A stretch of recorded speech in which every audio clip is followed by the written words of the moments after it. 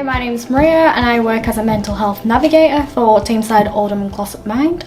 Initially, working in like a mental health background and being a professional within that kind of industry, therapy means different things to different people. My take on it personally is that it's a way in which you can kind of alter a client or certain person's perspective to look at a situation, and then for them to themselves pave a way through that and kind of not resolve the situation, but because you kind of helped aid in ways to kind of look at this situation which might have been negative and might seem like they can't get over it at that time, they've then taken them steps to kind of get to that solution that they need.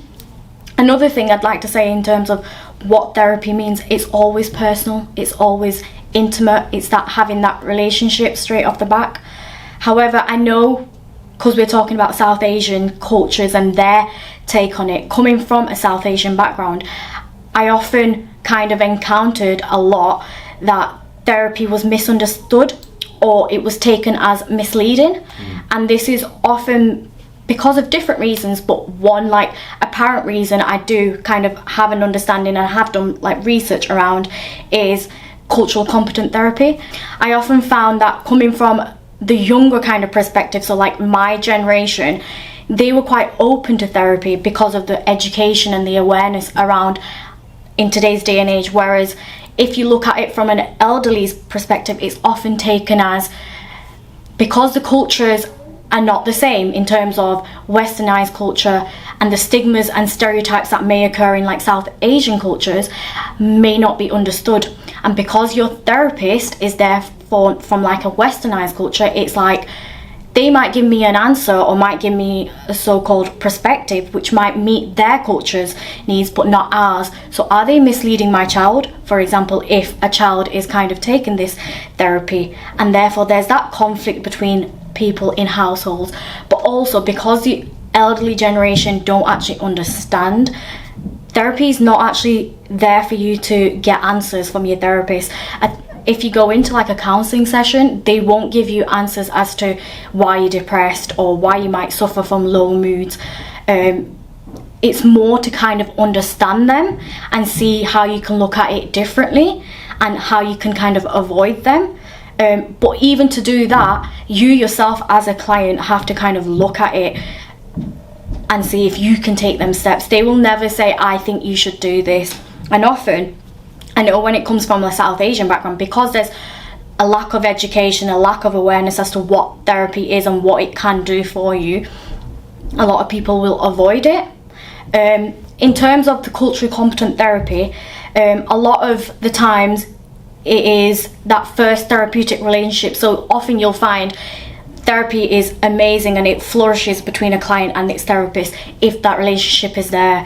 However, sometimes because of that lack of cultural knowledge, etc., you kind of spend a lot of time kind of working on a certain aspect of why you need that therapy or why you've come for that therapy, but don't establish that relationship. So often in that relationship, in that session, you might be fine, but when you go back, it's like, but I'm from a different culture, now I'm going to this culture, like South Asian household, and they won't understand it. So that is one big kind of prominent thing among South Asian cultures that I feel like needs to be addressed. There's different, obviously, ways of addressing it. I personally, like, have adapted certain ways, and if I have any colleagues or anything like that, I do often kind of want to kind of persuade them and say if you have got client that's coming to for a session, to maybe greet them in their appropriate and acceptable greeting, because straight off the back they start thinking that you know a bit about them before you've even met them, and you're kind of building that therapeutic rapport straight away from just greeting them. I know a lot of our GP services and stuff like that will have posters that will have like greeting signs in different languages. Again, it is kind of targeting that audience to kind of come in and be welcomed. I know Top Mind in itself has certain leaflets that are like in Urdu, so that language barrier also is kind of crossed within that cultural competent therapy. But just, I think a lot of us start thinking about how even the word cultural competent therapy, how to be competent in this. But what we don't understand, we can actually change that phrase and put cultural sensitive therapy. So just to be sensitive to that kind of environment. And it doesn't have to be just, you know, someone from a Muslim background or someone from like an Hindu background, which is obviously religion, but often you'll find within a South Asian household, culture and religion kind of sit together, even though they're very separate. I know within South Asian communities, you'll find that mental health is taboo, often because of different kind of viewpoints on it. Like, for example, from a Muslim background, I know often it's linked with, you know, the unseen or like being possessed, etc. But that's because of the lack of education. There's a lot of statements in the Quran that state that, look, you should go seek help for mental health. In fact, there was a study that I recently kind of looked up on, and it was about Islam and psychology, and it said something around the fact that if a person goes through an MRI scan, for example, and during that MRI scan they are told no, that automatically, in like a nutshell, like sends on hormones and different neurotransmitters, causing some sort of chemical imbalance. The negativity around that no answer can lead to, you know, stress, then lead to onset of other sort of things like depression, low moods, especially if it's something that's continuously happening. Now that is actually addressed in the Quran in a way in which it says that there's something called the self and the commanding self. So when you are told no and your emotional needs are not actually being met, then that commanding self takes control and makes you maybe have thought disorders or act in a way where it's not socially appropriate.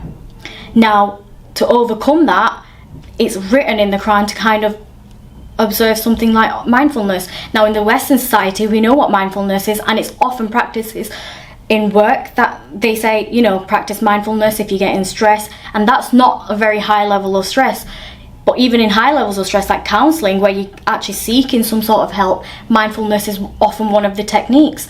So to actually build a bridge between westernized society practices in like mental health and like counselling sessions, etc., but kind of address it in a way which might overcome that bridge of cultural competent therapy, and tell that client that I've also done that research on this side, and this might actually target you in a very personal way. Because as I said, what is therapy? It's intimate and it's personal, so it's person-centered to that specific client, no matter what background it is. So therapy is intimate and personal indeed. However, the way in which a therapist and a client have to work has to be like almost like a back and forth tennis match, where they should know what the background of the client is, and the client should feel comfortable knowing the fact that no matter what I say, they'll give me an all-rounded answer with not just the westernized cultures emphasized, but also the culture that I belong to.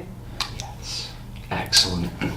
I really like and want to just pick up on excuse me, one of the things that you said around cultural competency, and actually it's almost like cultural sensitivity is the first step and cultural competency will follow after the cultural sensitivity. But there's a lot that we can be doing, and also kind of picking up on what you said around having representation within therapeutic support is so important. Brilliant, thank you so much for that.